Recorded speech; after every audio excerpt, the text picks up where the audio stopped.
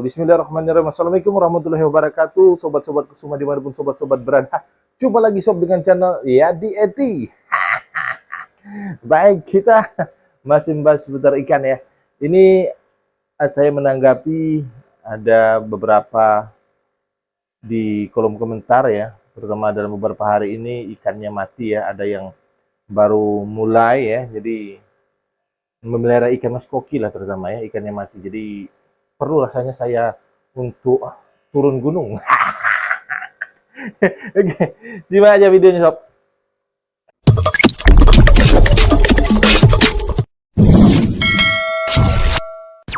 Baik sobat-sobat semua ya, ikan mas koki ini ya. Yang pertama, ikan mas koki itu salah satunya ya adalah ikan yang sensitif. Artinya ikan yang penuh dengan risiko. Ya, biasanya juga orang bilang ikan diskus juga gitu ya. Nah, ikan mas koki ini memang dari awal saya memelihara juga ikan mas koki ya. Saya memelihara ikan hias yang awal pertama itu memelihara ikan mas koki. Mati, pelihara lagi mati, pelihara lagi mati ya. Nah, namun dari situlah saya belajar untuk apa sih yang menjadi kebutuhan ikan mas koki itu dalam akuarium gitu ya, sehingga dia tidak mudah mati. Nah, akhirnya perlahan-perlahan, nah sampai saat ini walaupun saya tidak mengatakan bahwa saya jagonya gitu, enggak. Tapi dengan pengalaman-pengalaman yang sekian tahun, akhirnya kita tahu, oh ini yang akan menyebabkan ikan mas koki mudah mati. Oh ini yang akan menyebabkan ikan mas koki mati. Oh, ikan yang ini menyebabkan ikan koki tidak nyaman dalam akuarium. Saya yang kalau mati kena jamur itu sampai dalam jumlah yang banyak itu ya sudah beberapa kali sob ya. Dan itu juga saya pelajari terus. Jadi bagaimana caranya supaya terutama white spot itu ya tidak menyerang ikan mas koki.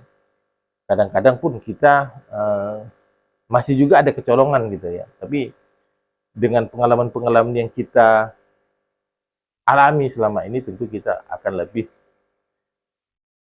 waspada lagi untuk mengantisipasi apa yang akan menyebabkan jamur white spot itu masuk ke dalam akuarium ikan mas koki kita.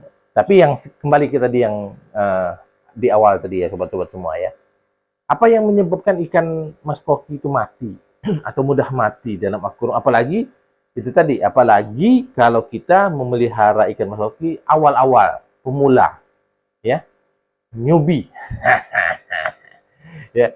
Nah, yang pertama sobat, ya, ikan mas koki ini sangat rentan dengan airnya terutama, ya, karena bagaimanapun ikan itu akan hidup nyaman bila airnya terasa nyaman baginya.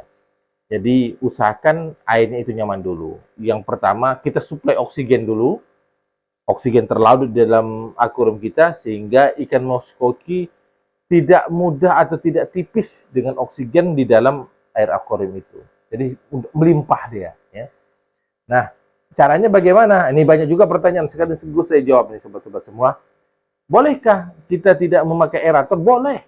Untuk ikan mas koki boleh tidak pakai aerator. Tetapi dengan catatan dan syarat ketentuan berlaku ya.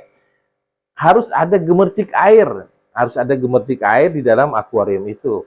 Artinya kita membuat sedemikian rupa sehingga ada riak-riak air di permukaan akuarium itu. Nah, itulah yang akan menimbulkan mensuplai oksigen di dalam akuarium tersebut.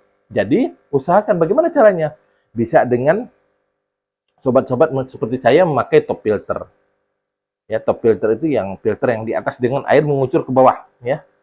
Non-stop mengucur ke bawah sehingga percikan-percikan air, riak-riak air itu terus ada di dalam, terus ada di permukaan air akuarium sehingga mensuplai oksigen di dalam akuarium tersebut. Satu. Kemudian juga boleh sobat-sobat menggunakan, saya lupa namanya, yang apa namanya? Ya, yang seperti alat tuh yang untuk memancurkan air gitu di sekelilingnya tuh ya. Nah, boleh lah itu ya. Saya lupa namanya ya. Aduh, nah, pokoknya itulah washroom apa itu. Ya gitulah ya. Ya itu jadi air terus ada memancing riak, memancing gemercik di permukaan air itu sehingga ya itu tadi mensuplai oksigen di dalam air akuarium itu. Ya, apalagi misalnya lebih telaten lagi, lebih penuh dengan niat dan usaha lagi, ya dijagain aja itu akuarium, diaduk-aduk gitu, pakai tangan. Bercanda itu pada. Ya, artinya kalau kita membuat gemercik air walaupun dengan pakai tangan misalnya ya, nah, itu biasanya kalau saya lakukan itu pada waktu mati lampu. Nah, biasanya kalau mati lampu sambil menolong membantu aerator yang pakai baterai, nah saya biasanya ubek-ubek tuh air, permukaan airnya supaya ada gelombang, ya. Nah, jadi itu yang terutama untuk ikan mas koki harus dipastikan bahwa oksigen yang masuk mensuplai ke dalam akuarium kita, air akuarium yang ditempati oleh ikan mas koki itu penuh melimpah, ya. Kemudian yang kedua, sobat, ini saya berasumsi ya nih, bahwa biasanya seperti saya dulu ya awal-awal mula, kalau ngelihat ikan air agak butek gitu kan ya, waduh nggak betah, akhirnya diganti air, butek ganti air. Nah, disitulah secara tidak sadar, secara tidak langsung kita membunuh ikan mas koki perlahan. Artinya, sobat, kalau ikan mas koki itu, apalagi yang pemula ini ya, awal-awalnya, kalau kita langsung sering ganti air, ya, bahkan saya dulu ganti airnya 100%, masukkan air bening lagi, kalau udah butek masukkan air bening lagi, air baru, mati kan ya. Nah, itu salah satunya. Artinya, sobat, kita tidak boleh menukar air secara ekstrim gitu ya, secara tiba-tiba, sehingga penuh misalnya kita menukar air baru, keluarkan 100% ganti air baru 100%. Nah, itu karena ikan nanti akan beradaptasi, dia sangat susah beradaptasi dengan suhu dan kondisi air yang baru. Nah, itu akan menjadi penyebab ikan mati. Bagaimana caranya? Nah, caranya kalau mau ganti air, gantilah 30% saja gitu ya, jangan sampai 100%. 30% ya, kalau yang baru-baru ya maksimal 50% lah. Dan jangan juga tiap hari ya, kita ganti 2 hari atau 3 hari sekali. Butuk-butuk sedikit tidak apa-apa, nanti justru butuk-butuk sedikit itu dia akan mengundang bakteri baik ya, bakteri baik, dan nanti kalau sudah ada bakteri baiknya di dalam akuarium, dia akan menjadi, air akan menjadi jernih. Nah, kalau sobat-sobat nanti memasukkan apalagi bakteri starter, nah akan lebih mudah lagi untuk menjernihkan air akuarium tersebut ya. Kemudian juga sobat-sobat, untuk mengantisipasi bakteri, parasit yang ada di dalam akuarium itu, kita harus menaburkan garam. Lebih bagus menaburkan garam ikan ke dalam air akuarium kita. Nah, itu biasanya efektif yang saya gunakan, garam ikan itu ya, saya taburkan biasanya ya untuk mengantisipasi lah daripada jamur, bakteri, parasit yang akan masuk ke dalam akuarium kita ya. Nah, jadi itu.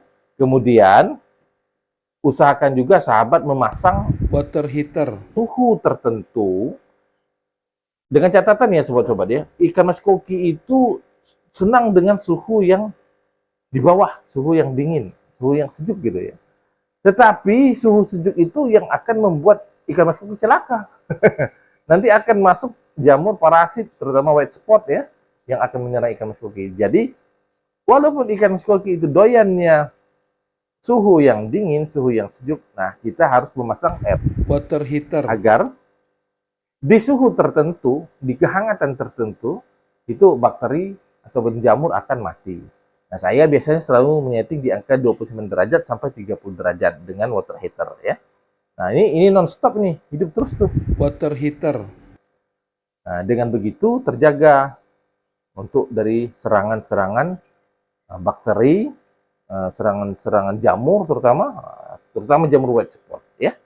Nah, itu sobat ya. Jadi garam ikan, kemudian pasang water heater, jaga kondisi air dengan menguras dalam dia hitungan 2-3 hari, 30-50% itu yang untuk kondisi awal-awal ya, yang baru ya, untuk mengkondisikan akuarium ikan mas koki yang baru, bukan yang telah lama ya. Yang lama beda lagi ceritanya.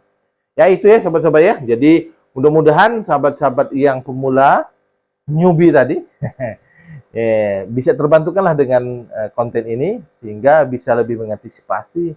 Oh, kita coba dengan cara begini, ritualnya begini, bisa kita antisipasi, bisa meminimalisir kematian ikan mas koki di dalam akuarium kita. Oke? Mantap. Semangat terus. Biasa, mati 2-3 ekor, bangkit lagi, piara lagi gitu ya. Sampai nanti kita di titik tertentu, oh kita tahu ini pengalaman buat kita yang berharga. Baik sobat-sobat semua, demikian yang bisa saya sampaikan. Mohon maaf sobat bila ada kata-kata saya yang salah. Saya akhiri walau muwaffiq ila aqwamit thoriq. Wassalamualaikum warahmatullahi wabarakatuh. Semangat.